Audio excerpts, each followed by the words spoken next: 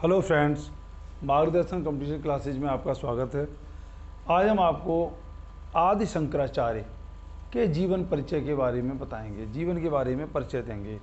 आदि शंकराचार्य हमारे भारत के एक महान संत थे जिन्होंने तमाम परंपराएं स्थापित की जो आज तक अनवरत रूप से जारी हैं।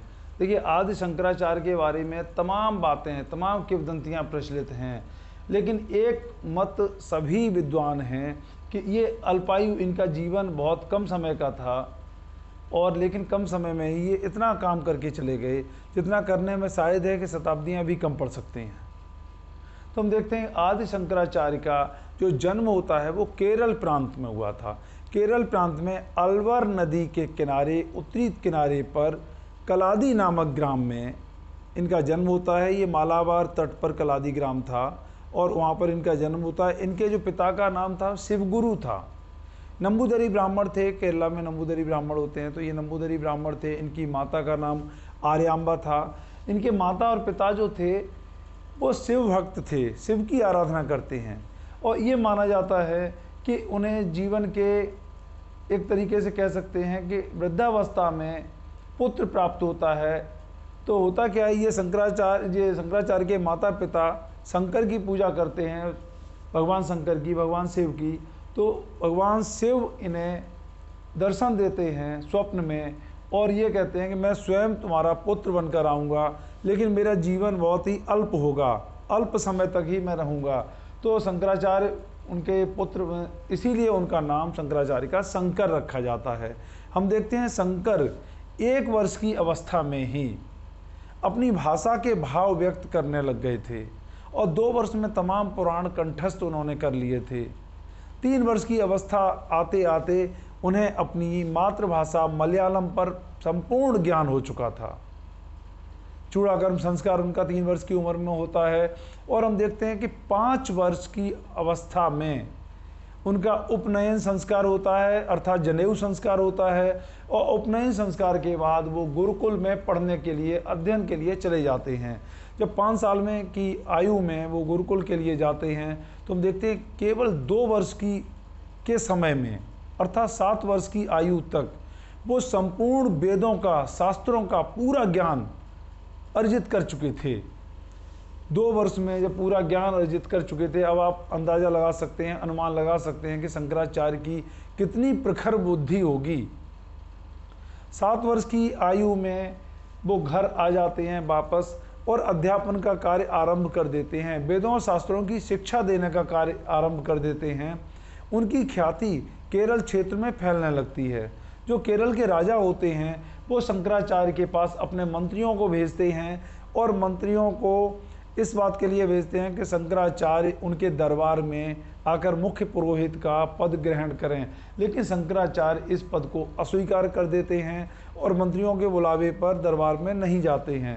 अंततः केरल के राजा स्वयं आते हैं शंकराचार्य के पास और शंकराचार्य के आगे नतमस्तक हो जाते हैं। शंकराचार्य को वो अपने लिखे हुए 3 नाटकों की समीक्षा करवाते हैं। शंकराचार्य उनके 3 नाटकों की समीक्षा करते हैं और उसके बाद क्या होता है, शंकराचार्य को वो 1000 स्वर्ण मुद्राएं, असरफियाँ भेंट करते हैं, लेकिन शंकराचार्य वो असरफियाँ लेने अस्वीकार कर देते हैं। उसके बाद राजा लौट जाते हैं। फिर हम देखते हैं कि 8 वर्ष की अवस्था में उन्होंने अपनी माता से, हाँ एक बात यहाँ पर बताना आवश्यक है कि इनके जन्म के बाद बचपन में ही इनके पिता का देहांत हो जाता है और इनकी संपूर्ण शिक्षा, दीक्षा, पालन पोषण सारा कुछ इनकी माता के द्वारा किया जाता है।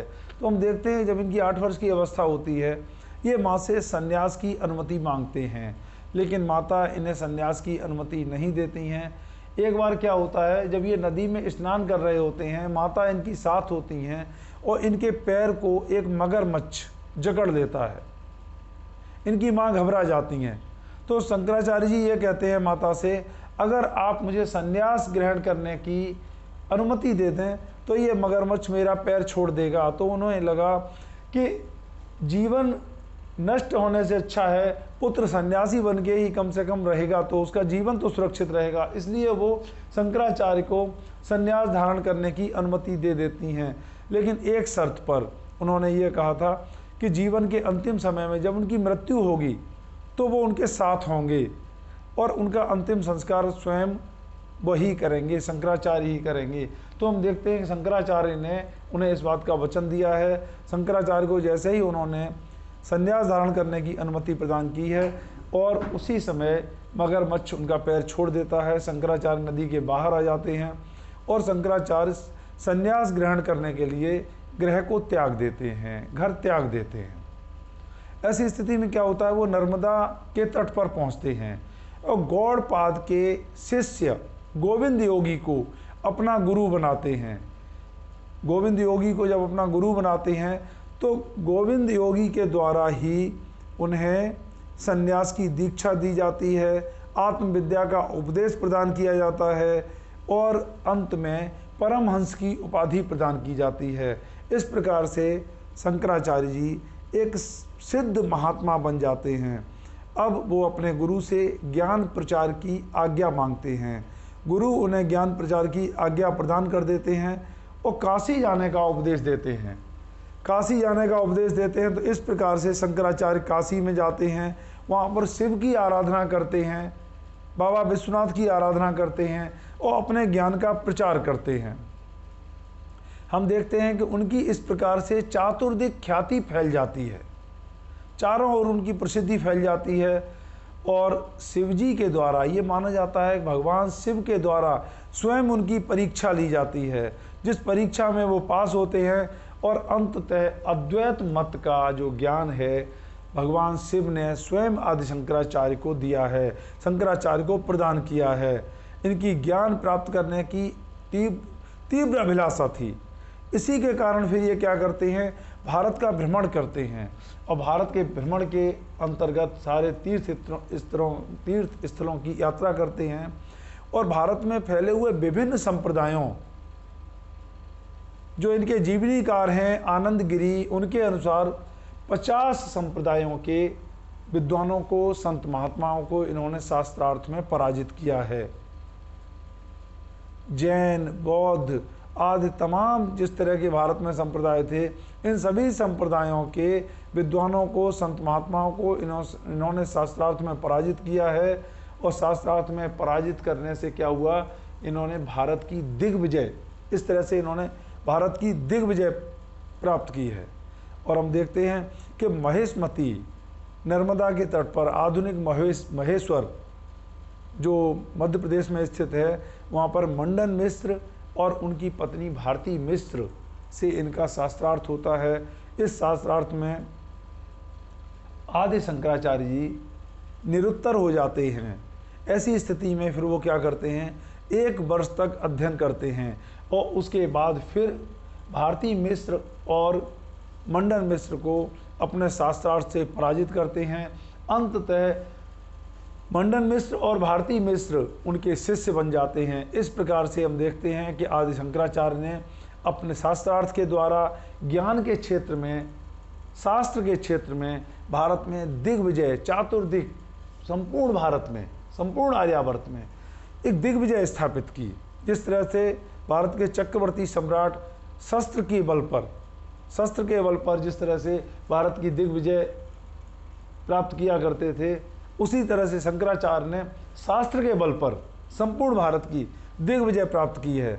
तो हम देखते हैं कि शंकराचार्य ने दिग्विजय प्राप्त की और इसके बाद क्या होता है, शंकराचार्य ने भगवान बुद्ध को विष्णु का अवतार घोषित किया। तो हम देखते हैं कि जो पतनावस्था की ओर बौद्ध धर्म बढ़ रहा था, वो भारत में लगभग विलुप्त हो जाता है। भगवान विष्णु का अवतार घोषित करने से क्या हुआ कि एक प्रकार से भारत में बौद्ध धर्म का हिंदू धर्म में या सनातन धर्म में विलय हो जाता है। हम देखते हैं जिस बौद्ध धर्म की जननी भारत है, जिसकी जन्मभूमि भारत है, भारत में ही इसके अनुयायियों की संख्या नगण्य रह जाती है। जबकि हम देखते हैं भारत के बाहर, चाहे मध्य एशिया हो या फिर पूर्वी एशिया हो, दक्षिण पूर्वी एशिया हो, चीन, तिब्बत सारे क्षेत्र हों, इनमें बौद्ध धर्म, थाईलैंड, जापान सभी जगह बहुतायत से पाया जाता है। लेकिन बौद्ध धर्म भारत में एक प्रकार से सनातन धर्म का एक संप्रदाय बनकर रह गया। अंततः वो सनातन धर्म में ही विलीन हो जाता है। तो हम देखते हैं कि ये भी, इसका श्रेय भी आदि शंकराचार्य को ही जाता है। भारत के संपूर्ण संप्रदायों में विभिन्न मतांतरों का खंडन करके उन्होंने भारत के सारे संप्रदायों को एक करके सनातन परंपराओं को सुदृढ़ता प्रदान की है। हम देखते हैं इस प्रकार से उन्होंने भारत में एक तमाम सामाजिक आंदोलन, समाज सुधार आंदोलनों को भी जन्म दिया है। और क्या किया है शंकराचार्य ने? 4 पीठों की स्थापना की। उत्तर में केदारनाथ, पश्चिम में द्वारिका, पूरब में पुरी और दक्षिण में श्रृंगेरी। ये 4 पीठों की आदि शंकराचार्य ने स्थापना की है। और इन 4 पीठों पर आज भी उन पीठ पर शंकराचार्य के उत्तराधिकारी विराजमान होते हैं, जिन्हें शंकराचार्य कहा जाता है, शंकराचार्य ही होते हैं।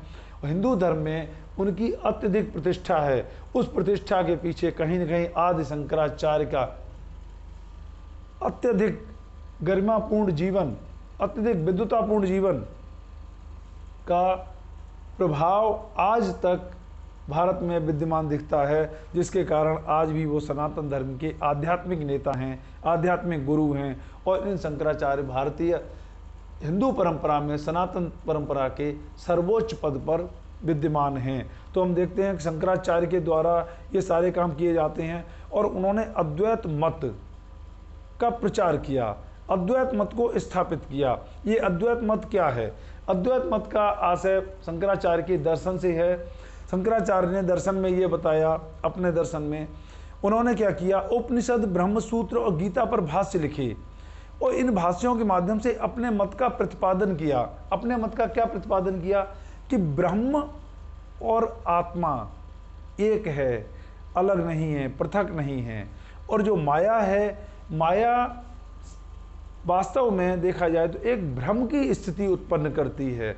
और भ्रम की स्थिति के कारण ही जो होता क्या है, और जो ब्रह्म है वो आदि अनादि रूप में है।